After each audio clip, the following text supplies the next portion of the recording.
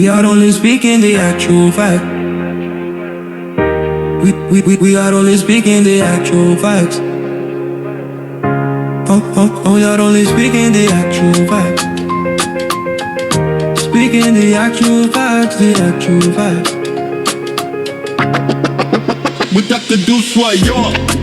We are only speaking the actual facts, the actual facts, the actual facts, the actual facts. We got to do soyons.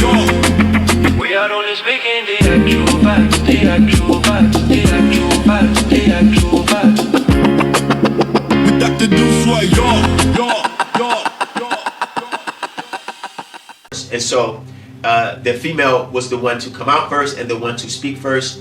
Each even had children on her own, right, without the aid of man, because she had both chromosomes. And we'll get into that science as the father covers in the Black Book. Also creators, fashioners, and who is God, male or female. And so I think that it's fair to, let's try to start at the beginning, because it's a lot of information. I try to do my best to gather what's available and then explain it in layman's term as an introduction for those that are not aware of our doctrine as it relates to who the Femi-Nine is. And I think this will heal a lot of the hurt people on the planet. The Father has introduced it to his children, his daughters, the men specifically, for them to be re-educated, because the Adamite religious doctrine has the total destruction on how the men look at the Femi-Nine. And the Femi-Nine has suffered for 6,000 years under that rule. And you know, men, you have to be prepared to expect what is to come from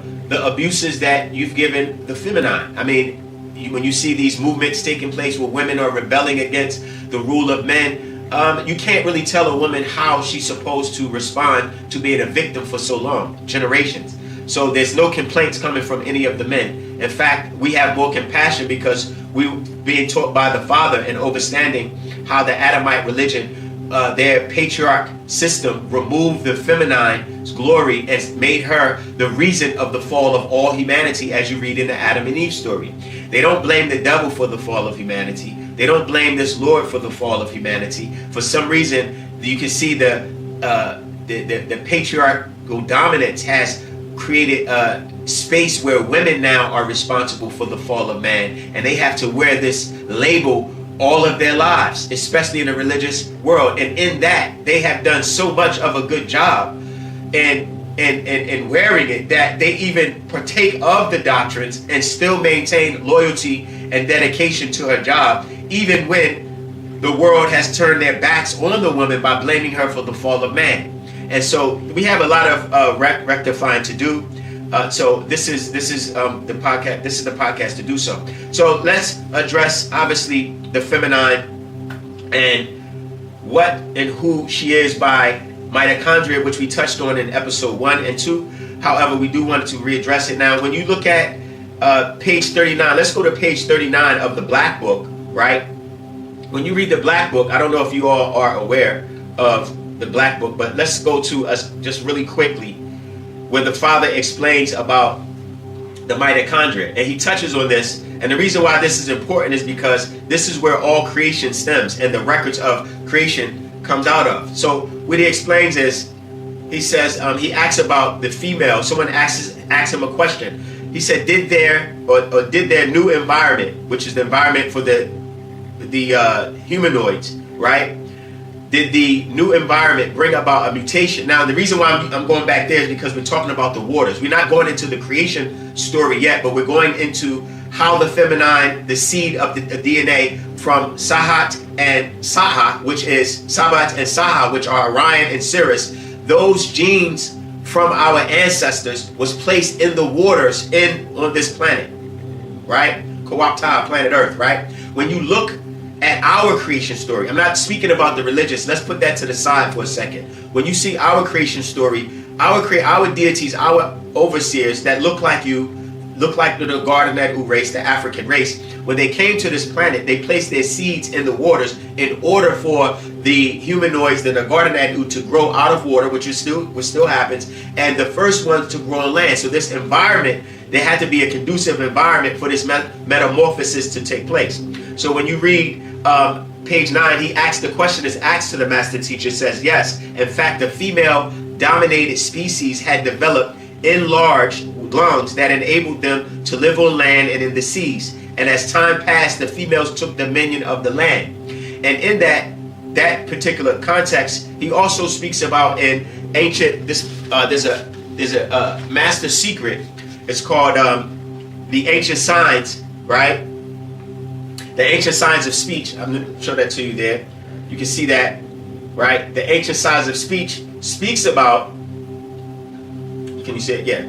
It speaks about, on actually page 1, right? Page 2, how after 54,000 years the female was able to speak first. This is why women speak much better than men, right? However, men were the writers, and that's because of the two sides of the brain. So we're going to lay out the differences between the feminine and the masculine, and then in the future we'll go into the creation story. Now what he explains is this, is that the right part of the brain, right, of the brain is images, which is the feminine. The left part of the brain is the male analytical aspect. So the right part of the brain is images that females, they have this very detailed, vivid part of their brain that allows them to photographic memory, to see things very clearly, right? And then the left side of the brain is the analytical part, which is the male part. But these two must come together harmoniously, and in order to have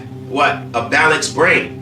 And because of the genetics, one species, the male, leans more towards the left, the female leans more towards the right. But there are times when a being is born with both areas of the brain harmoniously configured. And we'll get into that about hermaphrodites and hemorphodites, which is another type of natural nature creation, right? So this energy and this energy in motion from the brain activity creates harmony between the two species, right? And so this is how creation manifests, even in all aspects, even within the universal laws, where you see planets being born, right? That material world, the material whirlwind that gathers itself, right? When you look at the universe and they say this is a star being born, what is happening? There's a whirlwind taking place, right? There's a circular attraction taking place. How is this attraction? Well, this attraction is from the feminine. The feminine is the being or the entity or the energy that attracts, right? So as she's attracting, I'm talking about in space, we're going to see the comparison on why the feminine is divine.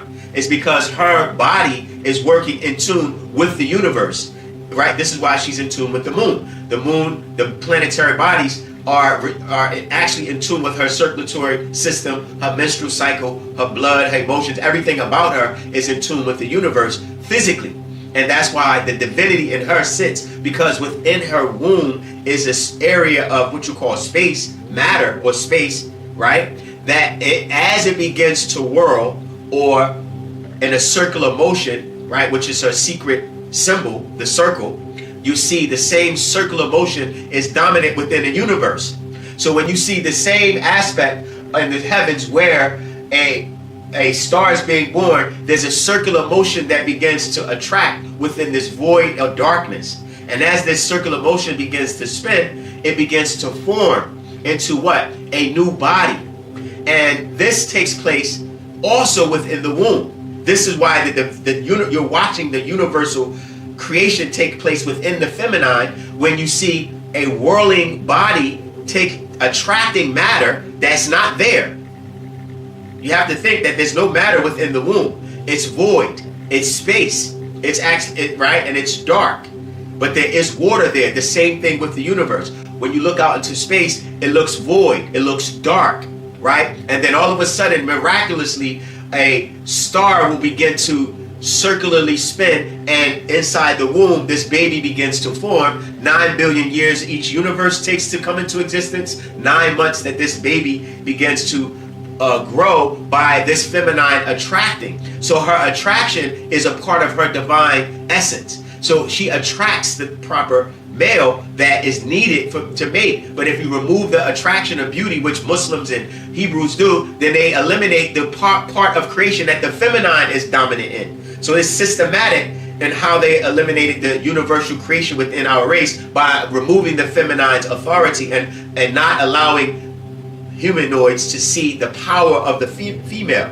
So because the father is reintroducing it, right, those people that want this doctrine, you're going to hear it here. So make sure that you tune in for the complete lessons, because we have 4 sections that we're going to touch on. Her physical, which we're touching now, the spiritual body, also the patriarchal rule of religion and the damage it has done, and the deities as goddesses and Nethartat, which are your divine feminine overseers, the one that gave birth to the multiverses. Because if anything that's born has to come from a feminine, it doesn't matter. It doesn't matter where you are on the planet. It doesn't matter what existence you in any universe, you're born out of the dark womb of the mother goddess. And that is a process by which she uses in science, in her divine essence, scientifically explained, where she births suns, births stars, births planets, births whatever existence, material world you see is coming from the womb of our ancient goddesses and deities. So let's move on. So the feminine, right, is because she's the holder of the double helix, right? Because she's the mother of the double helix, which, right, is obviously the chromosome and is shaped within the womb. Her secret number is 1000, and that's also touched on in this particular publication, right? I have these publications for those. The mother, right, circle of existence. When you see that, this is a master secret written by our father. So he goes into explaining that this secret number as 1000 is how she M other, right? The M other, it's as the mother, or the M other, the circle. That secret number is space, time, and a vacuum, right? Which is the zero. Each zero represents 1000 represents space, time, and the circle of creation. So he explains this ancient science within this publication. We'll touch on it here. So her supreme number as the Supreme Mother is 1000. That is 999 plus 1. For unity, the one being that creates all others, which is the first symbol of Muhammadu Safa'at, which is in the Egyptian hieroglyphics. You'll see this as a Mudgar, which is a deity. You'll see that number, 1000, because it represents the feminine. Right, and as you know, there are many feminine deities, and we'll go over that as well. So the secret number 1000 is that she possesses, right, in her heredity. The father points out that her heredity, her right deity or heredity, you see that in the genes records the race. These are records. Her mitochondria is a record of the entire bloodline of the race, and that's why when you listen to episode 1, we touched on to the haplogroups and the DNA. Someone asked me a question about that. I'll answer it. Right. So when you see this mitochondria passed down within this cell, the nucleus, not the nucleus of the cell, the body of the cell, which is a self-regulating machine that has the mitochondria within there from the feminine passed on from mother to child, it's an entire record of the genome. Right. So we have, as ancient, right, Sabaeans and Egyptians, we understood that protection was necessary, which is why we elevated the feminine, because without this bloodline, without her record keeping, your entire divine lineage will be lost. And so the father is explaining that here, right? It says, and these feminines was given in their creation. He explains how they were given these 9 gifts, right? These actually 18. Let me read these 18 gifts within her as a skill set for her completeness as a woman. One was dance. These were skills that the feminine was given. If you notice how well they dance, how well they sing. Number 3, love making.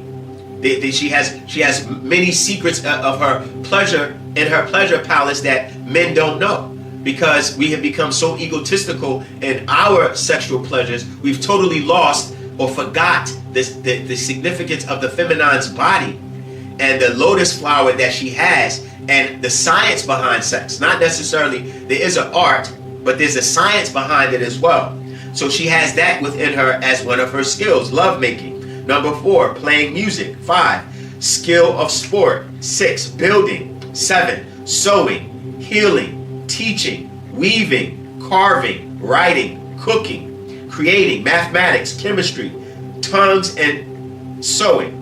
So these are her skills that she was blessed with as a feminine. Now, originally, when coming to this planet, when the Femi-Nine was brought to this planet, they were given 12 males came from Saha, which is Orion, and 12 Femi-Nine came from Sabbatai, right? Or Sabbat, which is Sirius. Sirius is the southern chamber, right? When you see the star constellations, you'll see Orion's belt, and then right beneath it in the southern chamber, you'll see Sirius. Well, this was the Femi-Nine rule. This is the star system that the female energy was more dominant.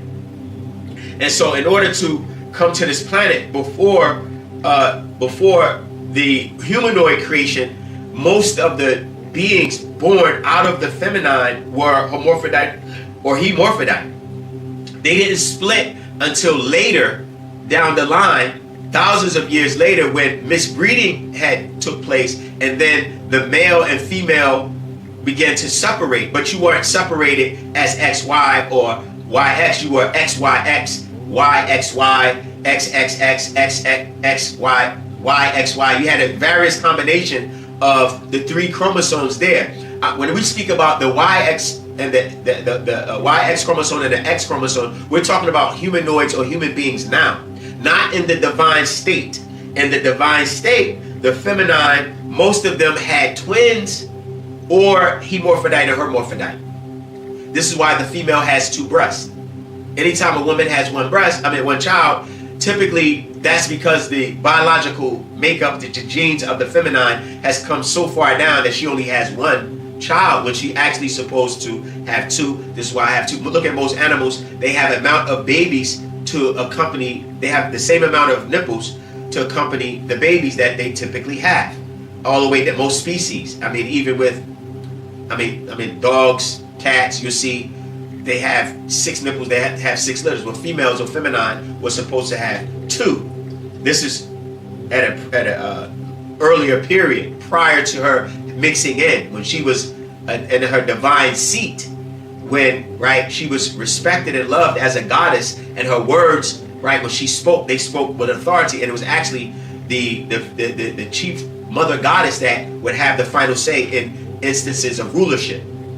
Either if it was to choose the male, and choose a particular male, it was typically the sister of the son or the child or the chief or the pharaoh, whatever it is. It was either the Femi-Nine from his mother's side or his sister, and they would vote. The matriarch would vote on who would lead the nation or lead the tribe, etc. But the nation is born out of a woman. That's why nations are born.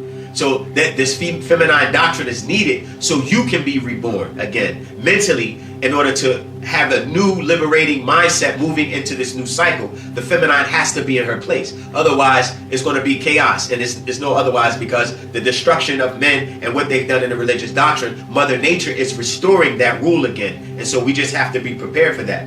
So let's move forward. So when the Femi-Nine gave birth, she would give birth to 2 particular children. Some of them, they were known as Mukashnatu, Muknashtatu, which is your hermaphrodites, or Muknash, which is your hemorphodite, Muknashu. These are beings born with 2 genders. Let's move forward. So he says, they were the original deities of the planet and were the offspring of these beings from where? Sahat and Sabbatai. These beings were raised. Thanks for joining the Actual Facts Podcast. If you enjoy these lectures, please feel free to check out previously recorded episodes. Just click the link in the window, and please don't forget to subscribe, share, and like. We are only speaking the actual facts.